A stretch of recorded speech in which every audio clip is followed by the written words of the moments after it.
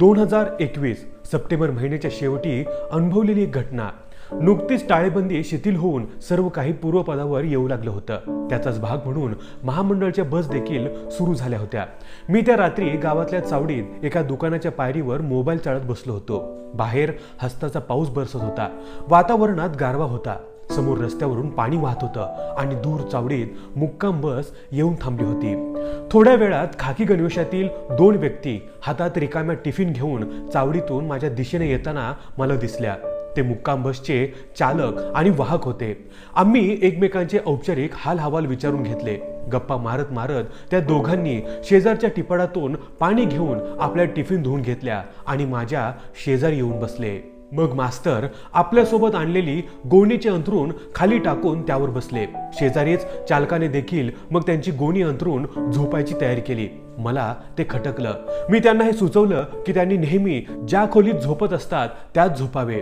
त्यावर हे समजलं की ती खोली धुळीने माखलेली आहे. प्राथमिक शाळेच्या वरांडामध्ये पण झोपू शकत नव्हते, कारण नुकतंच तिथं लसीकरण झालं होतं. त्यामुळे सगळीकडे चिखलाची घाण झाली होती. मग मी त्यांना हे सुचवलं की त्यांनी मारुतीच्या मंदिरात झोपावे. पुरेशी जागा आहे आणि पावसापासून सुरक्षित राहतील.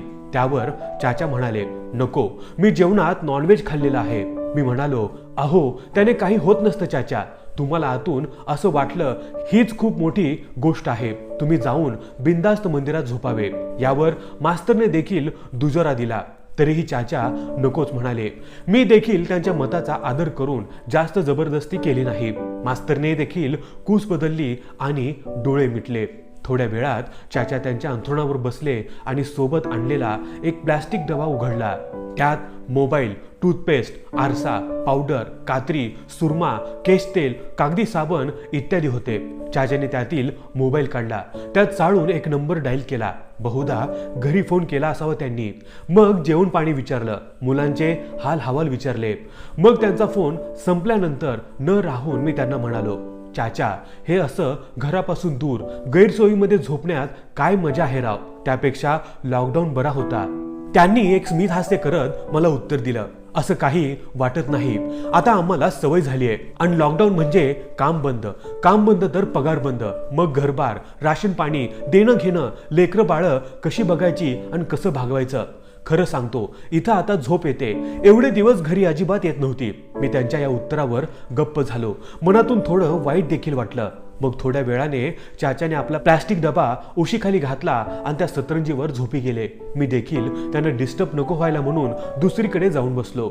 मनात एक साहजिकच विचार आला की आपल्याला वर्क फ्रॉम होम तर आहेच, शिवाय ऑफिसमध्ये जेव्हा असायचो तेव्हा वर्षातून कधीतरी नाईट शिफ्ट आली तर ऑफिसमध्ये कॅन्टीनचा खर्च कंपनी उचलते.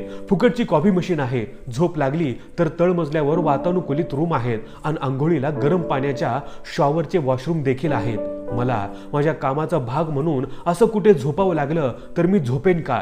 कदाचित नाहीच झोपणार, कारण दडपणाने मला अजून तरी घेरलेलं नाही.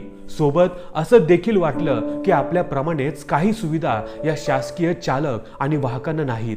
पगारात तर खूप तफावत असेल. रोज रात्री वेगळ्या गावात वेगळ्या परिस्थितीत झोपावे लागत असेल. तरीही या चालक आणि वाहकांना पाऊस, गारवा, डास, निवारा, स्वच्छतागृहे इत्यादी कशाचीही तमा न बाळगता झोप येतेच कशी?